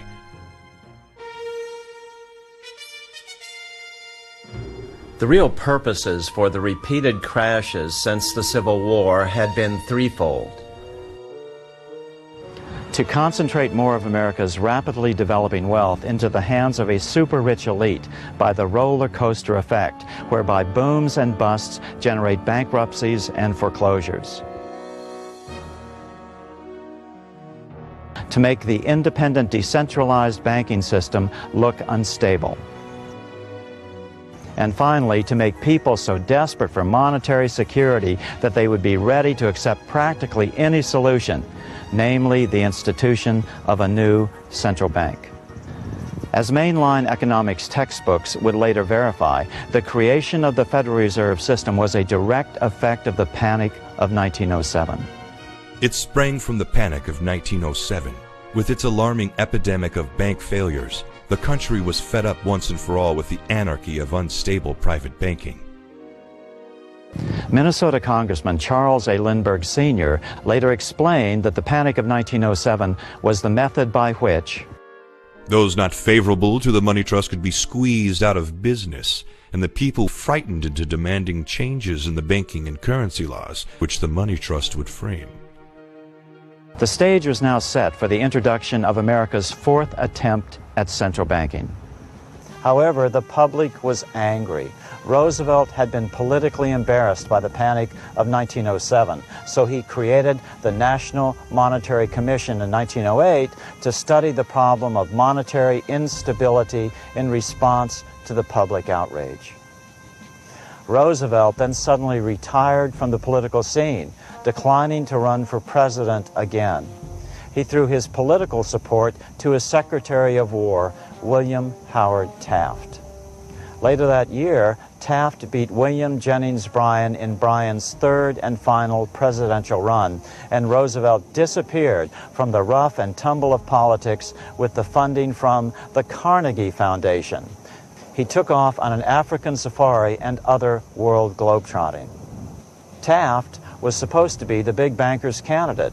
However, so great was the political outrage against the bankers that Taft initiated 90 trust-busting prosecutions for violations of the Sherman Antitrust Act, including one against U.S. Steel, which was now owned by J.P. Morgan. The bankers knew they were in trouble, thanks in large part to an honest press led by Joseph Pulitzer's New York World and St. Louis Post-Dispatch. Public outrage was affecting their political control over the nation. They knew that they had only a relatively brief window of time to propose a legislative solution that would allow them to increase their control, yet disguise it as a reform truly in the public interest. So, 2 days before Thanksgiving, on November 22, 1910, off they went to Jekyll Island. Secrecy was essential. If the newspapers found out about the meeting before the legislation could be rushed through Congress, all could be lost in a tidal wave of genuine monetary reform that might permanently remold the money power to actually serve the public interest. Eventually, the story would leak out, but too late to do any harm. In 1916, the first Inside Look was published by Leslie's Weekly. It was written by a financial reporter by the name of B.C. Forbes, who later founded Forbes magazine. Picture a party of the nation's greatest bankers stealing out of New York on a private railroad car under cover of darkness, stealthily traveling hundreds of miles south, embarking on a mysterious launch a full week under such rigid secrecy that the names of not one of them was once mentioned, lest servants learn the identity and disclose to the world this strangest, most secret expedition in the history of American finance. After 10 days, the group dispersed. Senator Aldrich returned to Washington with the new central bank plan. The most difficult challenge was how to sell it to the American public. The name would be all-important. Certainly the word bank could not have any part of the name because the public was at this point aware of what they called the money trust. Early in 1912, Aldrich presented the Aldrich Bill to Congress. The mechanism proposed was very similar to the old Bank of the United States.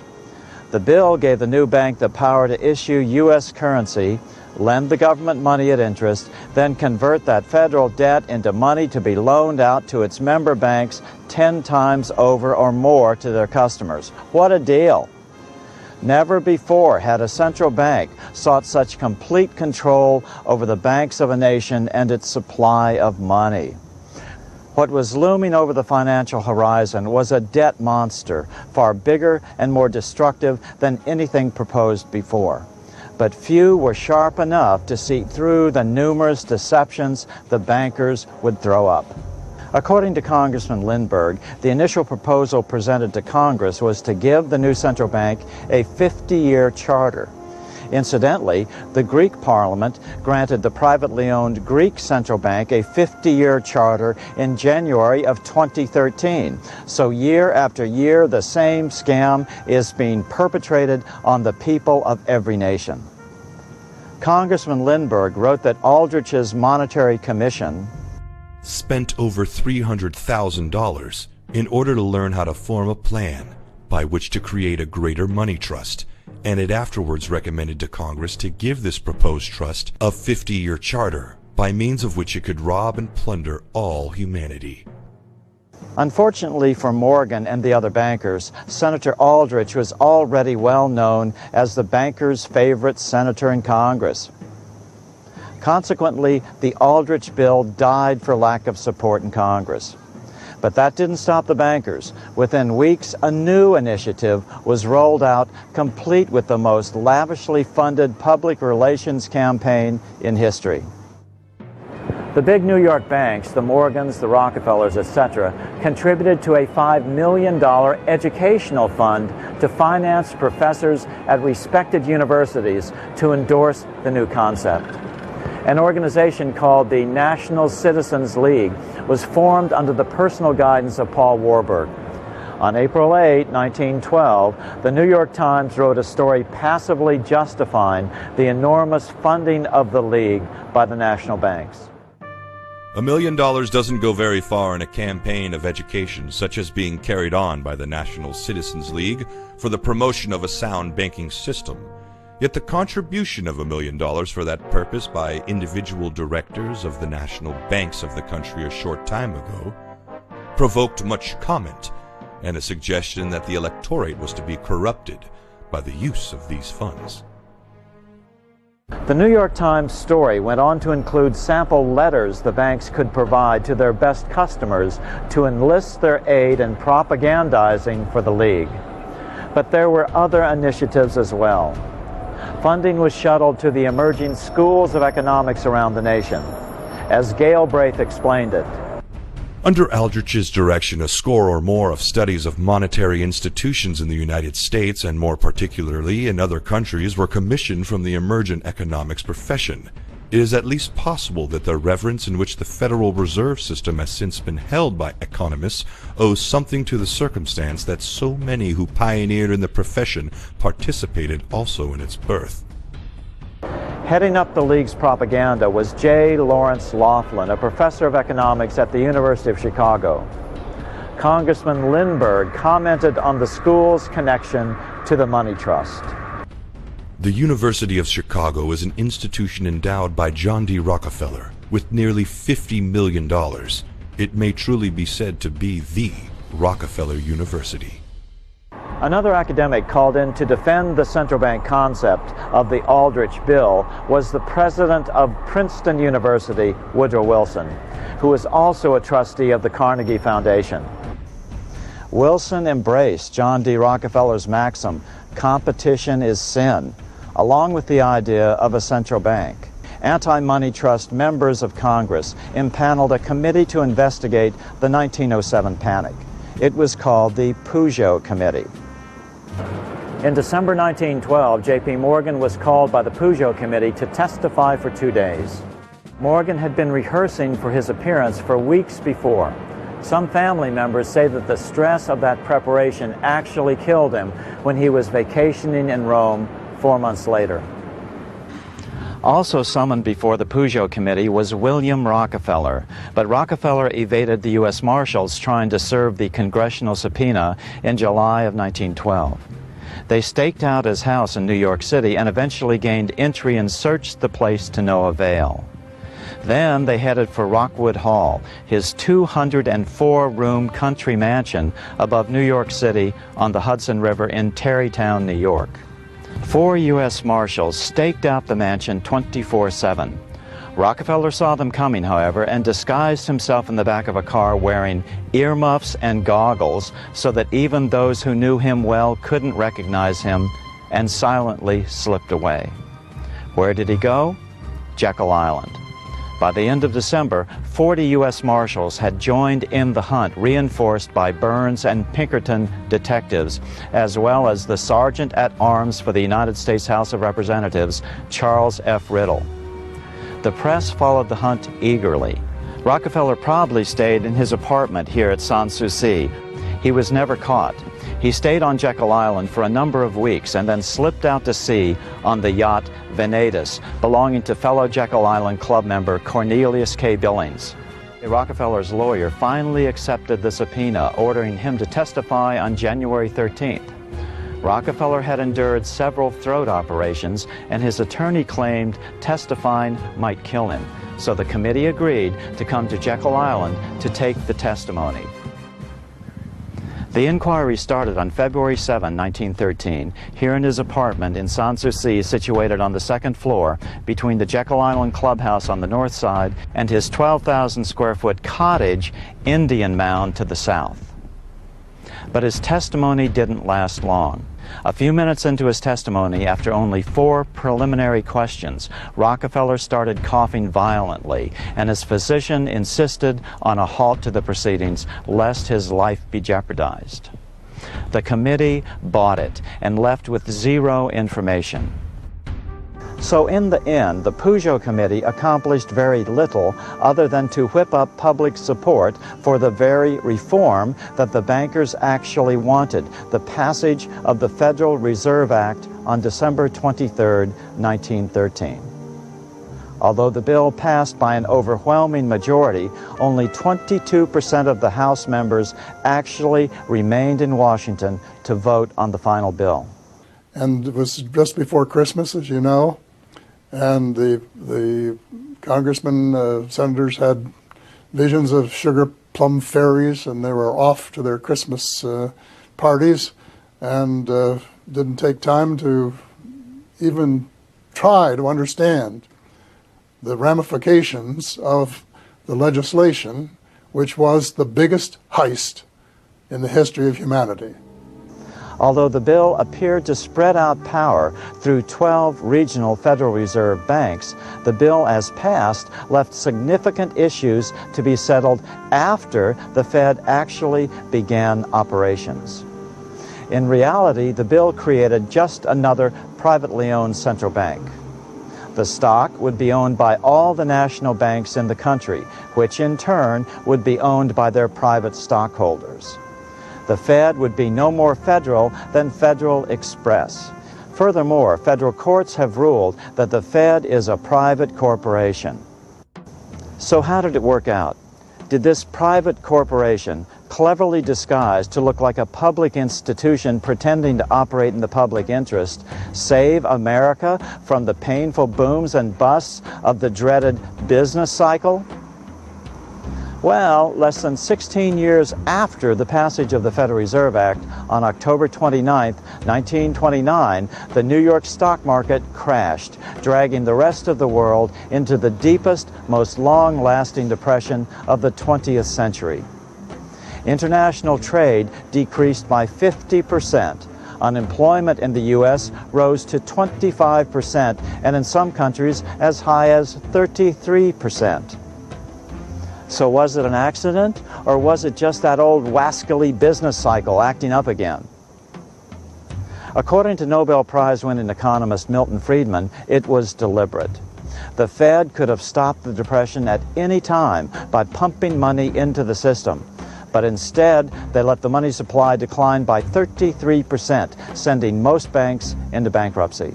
Friedman put it this way in his 1996 interview with National Public Radio. The Federal Reserve definitely caused the Great Depression by contracting the amount of currency in circulation by 1/3 from 1929 to 1933. I don't think there's ever been a recession or a depression that was necessary. It is because the current system, where nearly all of the money is created as debt, and as debt on which interest has to be paid, is like a system where the bankers blow debt into a balloon, and it keeps getting bigger and bigger and bigger, and things are quite prosperous when they're still blowing the debt in the balloon. And then all of a sudden, the debt burden becomes so great that the system won't carry it. And then it's like a balloon with a pin stuck in it. And things crash, asset values drop. A lot of people lose their homes, their farms, and their jobs, and all unnecessarily. So long as the Fed is owned by the banks, and the banks are in complete control over the quantity of a national money, and that national money is lent into existence by the banks, guess what? Money can never serve the public interest, and only a system of debt serfdom, worldwide debt serfdom, can possibly result. This is what we have today, and unless we break its stranglehold over the nations of the world, humankind's cherished vision of freedom will be lost forever, and the very existence of humanity itself may be threatened. Today's Fed is nothing but a private monopoly over the nation's money. It pretends to be able to control how much money banks create out of nothing as loans. But as we found out during the 2008 congressional hearings, instead of lending out only 10 times as much money as they actually had, the biggest banks were lending out 50 times as much or more. Why haven't we heard this before? Why isn't this common knowledge? Why isn't the root of our economic problems taught in every classroom around the world? Because the three major pathways of truthfully informing the public have been blocked by those who make money off the debt money system. There is now no penalty for a politician selling his soul to bankers. The vast majority of President Obama's top campaign contributors were the biggest banks. The same goes for the Republican nominee in 2012, Mitt Romney. So we need a new crop of politicians who will tell us the truth about how money is created and in whose benefit. So when it comes to the national debt, you would not have had a national debt if we'd not given the power to create money to the banking sector. You need to take that power to create money back to a public body. So you don't give that power to politicians because they'll abuse it in the same way that the banks have done. Yesterday, a judge approved the settlement with SAC Capital, a $602 million fine for civil insider trading. One asks whether $602 million fine is likely to have much effect. Of course, that the owner and CEO of SAC Capital took home last year in compensation $1.4 billion personally. So I checked what Stephen A. Cohen, his political engagement this past year, and he gave $217,000 in campaign contributions. Now, this is a pittance from the point of view of his wealth, obviously, as a share of $1.4 billion paycheck. But $217,000 with our cheapskate politicians actually goes a long way to making sure that Mr. Cohen will be very well treated by his senators and by others who are giving ample protection. The financial markets are the #1 campaign contributors in the U.S. system now. We have a corrupt politics to the core, I'm afraid to say. The final point, of course, is separating the politicians from the crooks.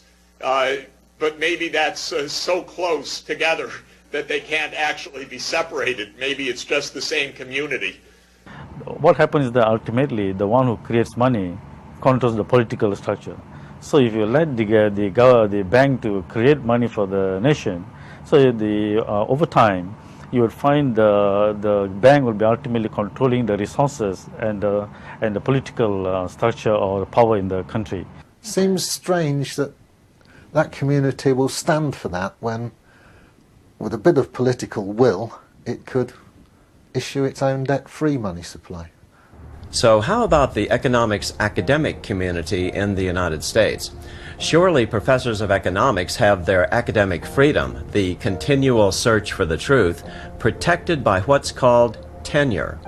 Tenure is where a professor can't be fired for their political opinions.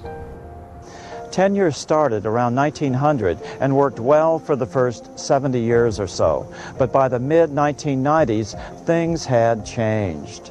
In order to hide the upcoming failings of the old debt money system, the Federal Reserve began a substantial program of consultants, visiting scholars, alumni, and staff economists that today so thoroughly dominates the field of economics that real criticism of the central bank and its debt money system has become a career liability, or when it comes to a reputable economics journal, an impossibility. At the prestigious Journal of Monetary Economics, more than half of the editorial board members are currently on the Fed payroll, and the rest have been in the past. The Fed's Board of Governors in Washington, D.C. employs 220 PhD economists.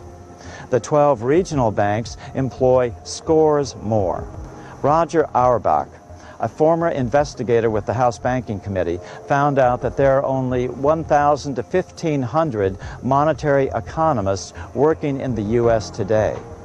In 2009, the last year figures were available, the Fed spent $433 million on experts researching monetary and economic policy. If that isn't bad enough, the Fed has all the pathways to all the major economics journals blocked as well. In a recent survey of the 7 top journals, 84 of the 190 editorial board members were affiliated with the Federal Reserve in one way or another. According to Joshua Rosner, a Wall Street analyst who correctly called the 2008 meltdown, the Fed has a lock on the economics world. There is no room for other views. The only way you can actually get in a journal is by subscribing to the views of one of the journals. But it's not all about the money either. When you are an up-and-coming economist trying to gain tenure at a university, the prestige of being associated with the Fed in one way or another is an absolute necessity. According to Jane Darista, a Fed critic and an economist with the Political Economy Research Institute at the University of Massachusetts Amherst, it's very important, if you are on a tenure track and don't have tenure, to show that you are valued by the Federal Reserve. Academics that do research, warning of a banking crisis, get told, well, we may have to fire you because our funding was cut by 80% and professors' jobs aren't safe. You have to change your research or we can't have you anymore at the university. And that's quite shocking, isn't it? There is a reluctance or even a denial that there is a problem with the monetary system. And it's at the time it's only a few academic experts who are willing to concede that there might be some problem with the money system. So what is the media message? What is the media telling the public? The media tells the public that the problem is that the government is printing too much money. You hear it over and over every day on the news. But it's not. It would not be nearly so bad if that was really the problem. We aren't printing money. We are borrowing every dollar into existence. And worse, borrowing it at interest. So isn't the media supposed to be the keepers of the public interest, the fourth estate? Not anymore. Here's a story I was told a couple of years ago.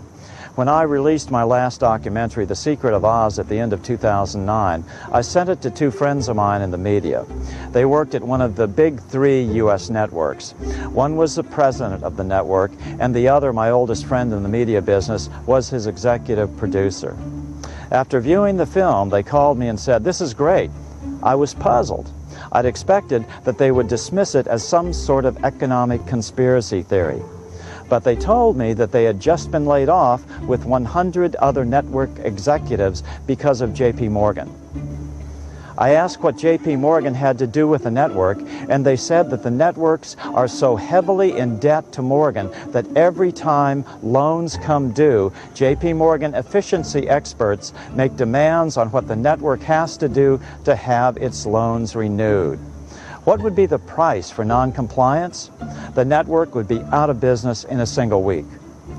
So it's just like the average American homeowner. They are all mortgaged to the max to banks. Anything the bank says, they have to do. Just as the Bible says in Proverbs.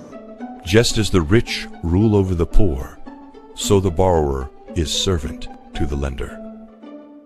So do you really have to ask why the general public is confused?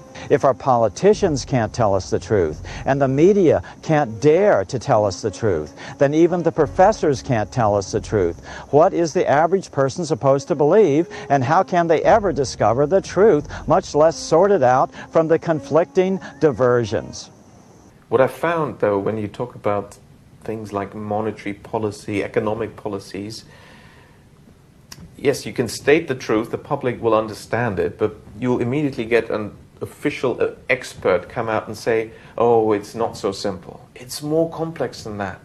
And clearly there seems to be this belief among economists that a complex theory, lots of abstract mathematics, because it must be cleverer, is intellectually superior to a simple argument.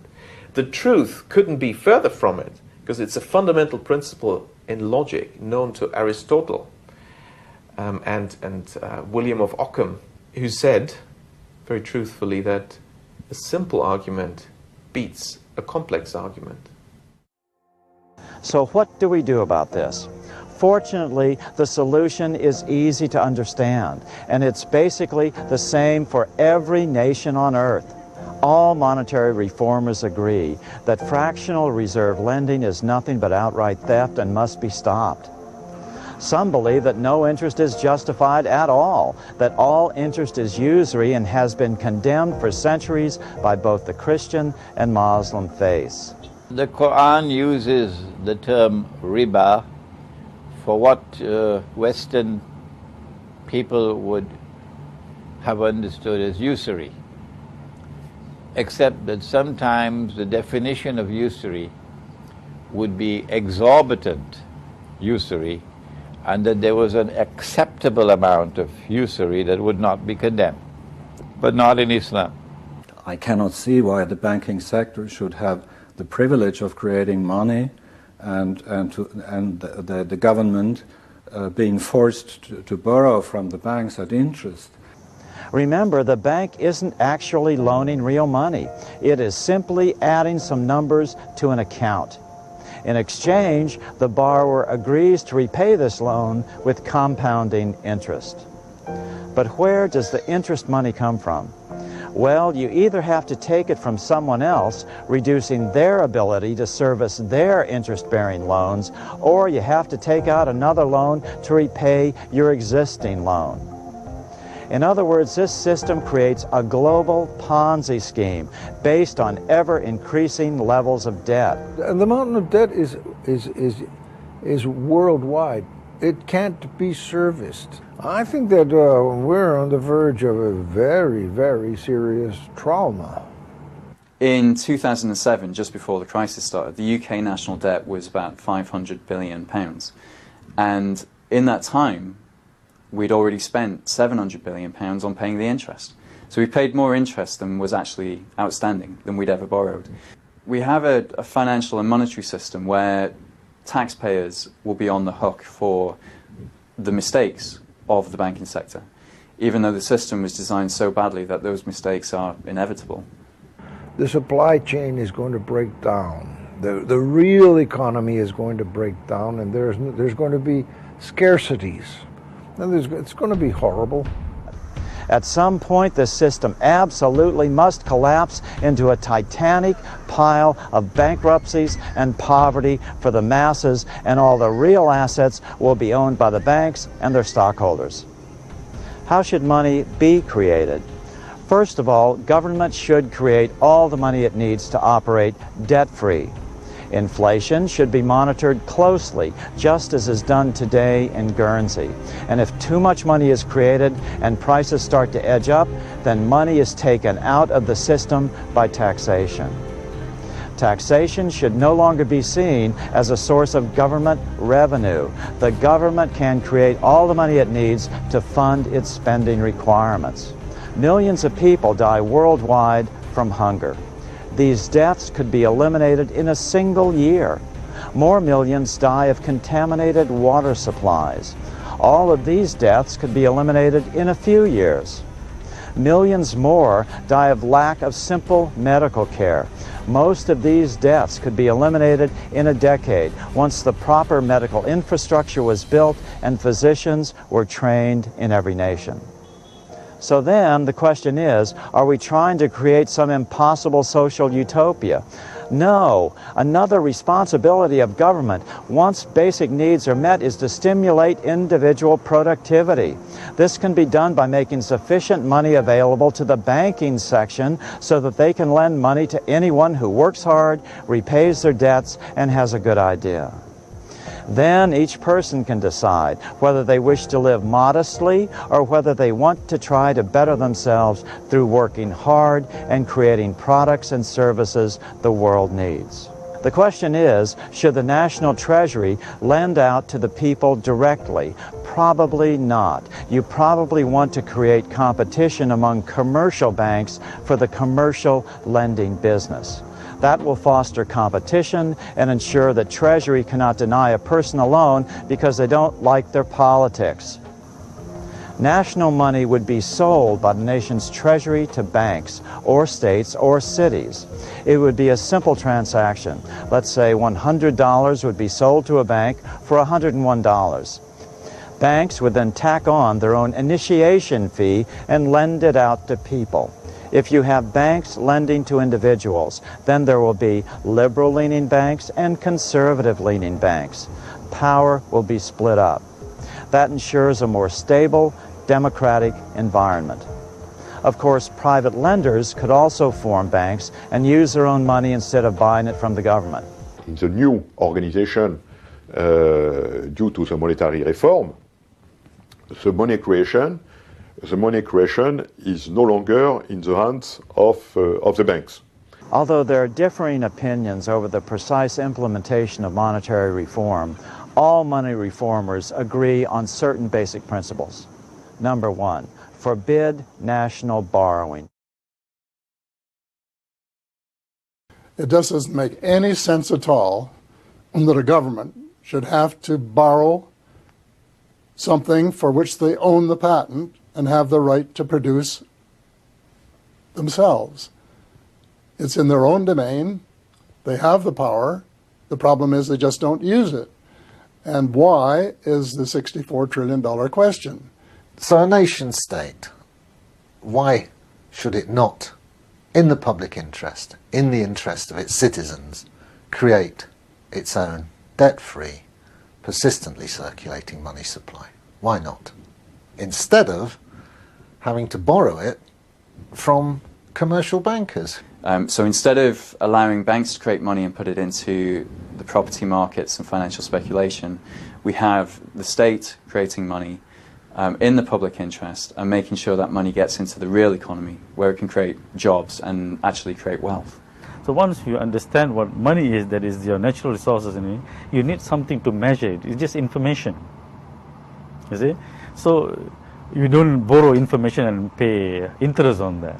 Sovereign nations do not have to borrow. The borrower becomes servant to the lender. And in the case of nations, the lenders are usually the biggest banks or related financial institutions. If we continue with business as usual and so to say small modifications as it is done today, that will end up over and over again, that will end up in some sort of financial crisis. Number two, all nations need to issue their own debt-free sovereign currency once again and put an end to consolidated currencies like the euro. Nations can create enough of their own national money to serve the public interest. The argument against this is that it will cause hyperinflation. My answer, not if you control the quantity. If controlling the quantity is the only thing we have to do to get out of this mess, don't you think we can find somebody to do that? As to the German experience of hyperinflation in the early 20s, it's not true that was caused by the government, because the government had no say at all in monetary policy at the time. That was actually an elite commission, and the people who had the say in that commission were private bankers, particularly from the United Kingdom and from the United States. And the government had no say in it.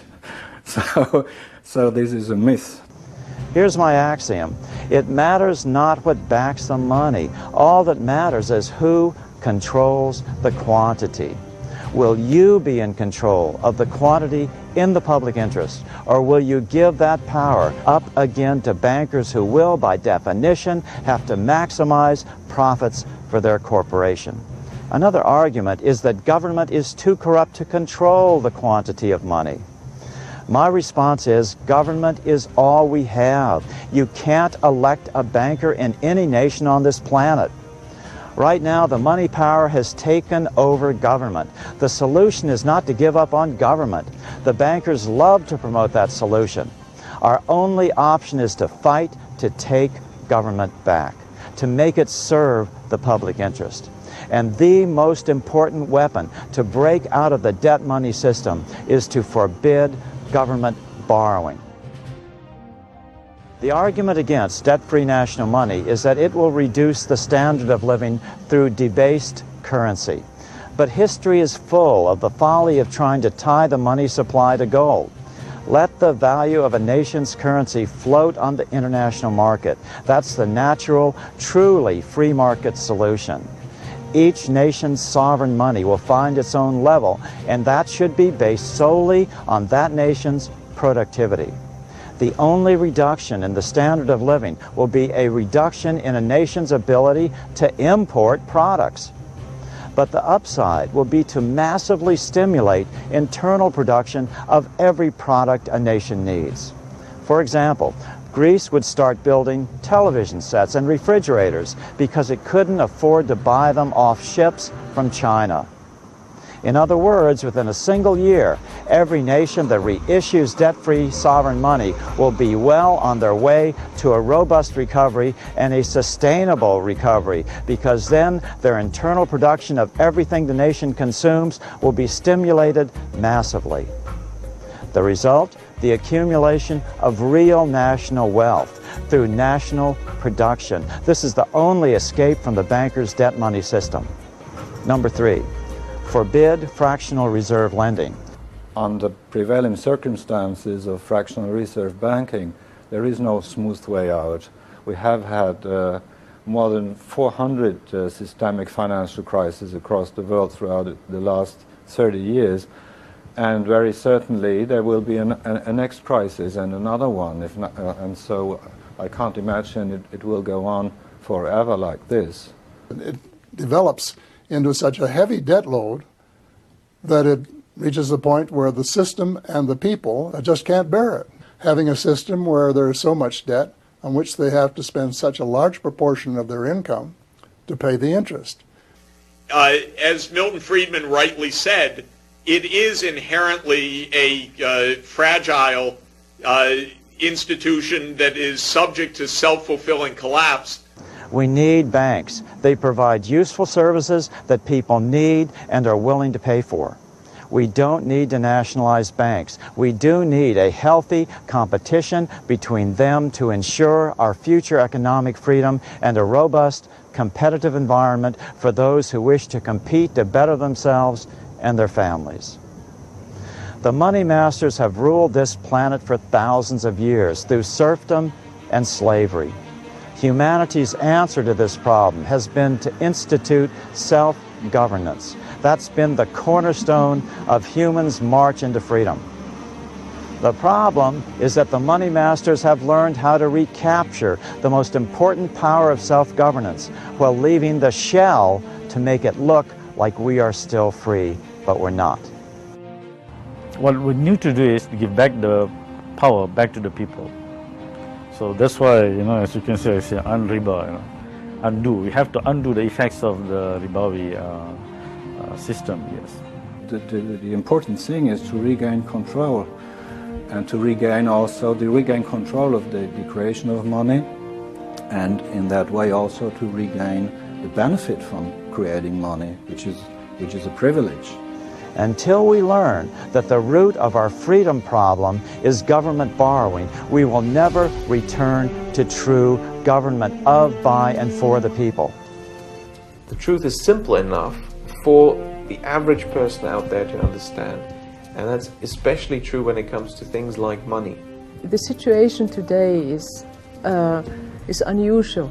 There are solutions, and trust people who have different ideas. Don't be afraid of people who are suggesting something you've never heard before. Why should a government borrow when it can create its own money? And don't fall into the false solution that becoming involved in massive transnational governments will solve the problems. That just makes self-governance even more impossible. It puts you farther away from being able to fix this problem. Remember, that's what the money masters want. They want you to feel like you don't have a voice. They want you to give up. They want total control. It is really important for the general public to be aware that actually the truth is simple and they shouldn't give up.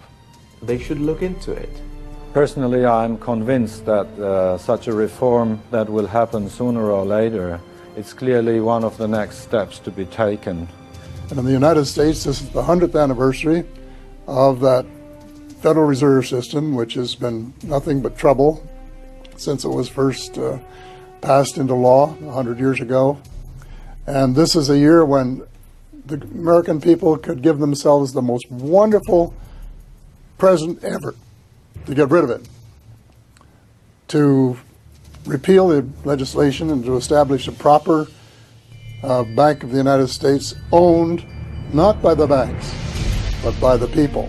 And I found very often discussing with experts, discussing with taxi drivers and people, from all sorts of walks of life, usually the experts are very confused. And the common sense of the people is, in my experience, actually far closer to the truth than the complex arguments of the experts. So don't give up, I would say. It's just that simple. You can understand this problem and fix it.